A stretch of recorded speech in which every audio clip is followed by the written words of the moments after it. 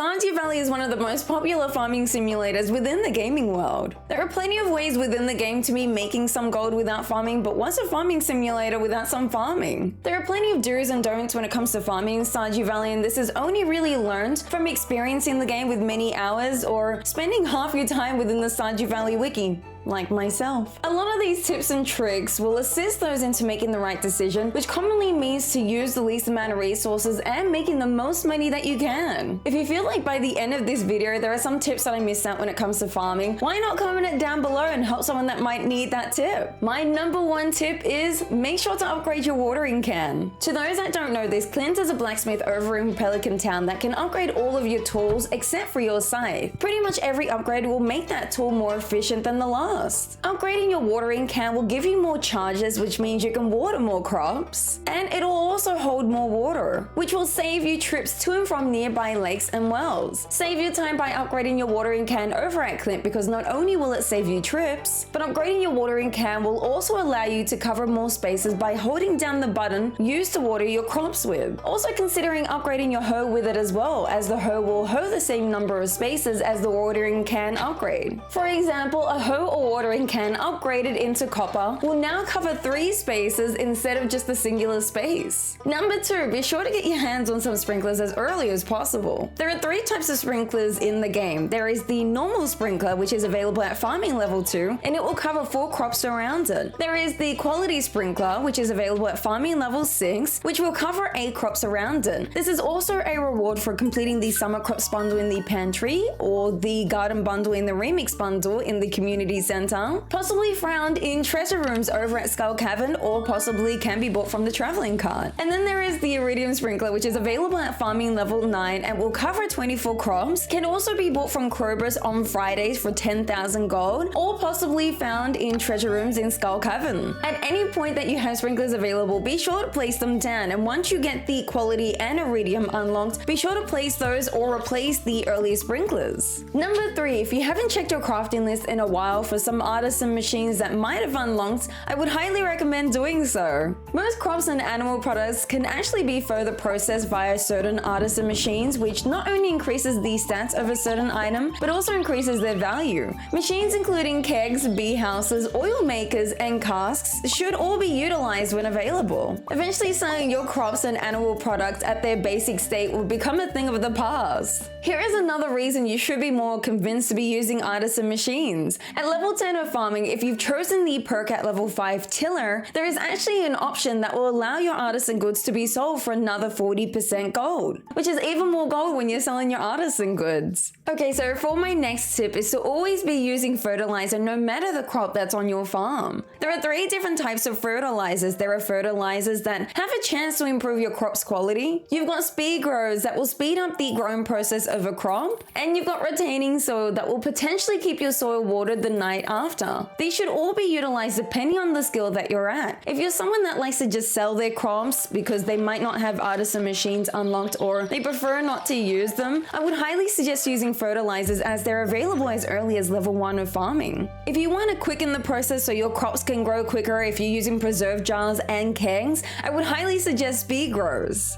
I haven't really utilized retaining soil because the 2 that are available when you level up in farming only have a small chance of watering your crops the next day, unless you have Ginger Island unlocked, which is a part of the 1.5 update. Here are some examples in ways that you can utilize the deluxe retaining soil. I would highly suggest saving up your gold and buying these fertilizers instead of crafting them, as some of these fertilizers are actually kind of hefty resource-wise, including speed grows, which even though you can craft 5 of them at once, will require 1 pine tar, 1 clam. You can buy every basic of the speed grow retaining soil and fertilizer at Pierre for 100 gold each. Or better yet, you can purchase quality fertilizers from Pierre for 150 gold each after your 2nd year of gameplay. Or my favorite is by saving up my money and going over to the Oasis at Calico's Desert on Thursdays, as deluxe speed grows at 80 gold each. This is almost half the price of what Pierre sells these deluxe amongst speed grows at, which are available every day, so be sure to remember on Thursdays to head over to the Oasis instead. Also keep in mind to save some room for some tree fertilizers, which are available at foraging level 7, as they are a great way to speed up a tree's growth. However, it does not affect your fruit trees and tea bushes. The mention for tree fertilizers is that tree fertilizers will actually allow your trees to grow within winter, so consider using them within winter so your trees are available when spring comes along. For our next tip is to always start to consider crops that are going to make you more money rather than just planting any crop just because you have the seed. By each season, these are the crops you'll want to start to consider so you can start to optimize the gold that you get in return. In spring, for your first year, you'll want to start planting cauliflower and kale. After year 2, purchase yourself rhubarb seed from the Oasis. Plant any strawberry seeds you may have bought from the Egg Hunt Festival on day 13 of spring. Strawberry seeds actually make you more profit when placed on day 1 of spring, but placing them on day 13 of spring is also a really optimal choice. When harvested and sold at normal quality, cauliflower has a 95 gold profit return, kale has a 40 gold profit return, and rhubarb, being the most profitable, has a 110 gold return per crop. Summer, for your first year, you'll want to plant melon and radishes. When the desert is unlocked, you'll want to start purchasing some starfruit seeds as they are the most profitable crop. Blueberries are also really profitable when placed on day 1 of spring. As a breakdown, when harvested and sold at their normal quality, melon has a 170 gold profit, radish has a 50 gold profit, starfruit has the most gold return at 350 gold profit, and blueberries has a 160 gold profit when harvested 4 times during summer. And for fall, you'll want to grow yourself pumpkin and artichoke. If you're interested in one of the best return when it comes to a singular crop, I would highly suggest getting yourself some rare seeds. They are only sold by the traveling cart randomly on Fridays and Sundays. They are most commonly sold at 1,000 gold from the traveling cart, but sometimes the traveling cart might sell it between 600 and 1,000 gold. When grown, it will grow into a sweet gem berry that has a minimum 2,000 gold profit when sold, whereas pumpkins have a 220 gold profit and artichoke has 130 gold profit. Keep in mind that all of these prices that I've mentioned are only at crops that are at basic quality, so if you are going to increase their quality, you can sell them for even more money. Next up, I have to mention fruit trees because not only are they a great way of covering any empty spots that you have on your farm, but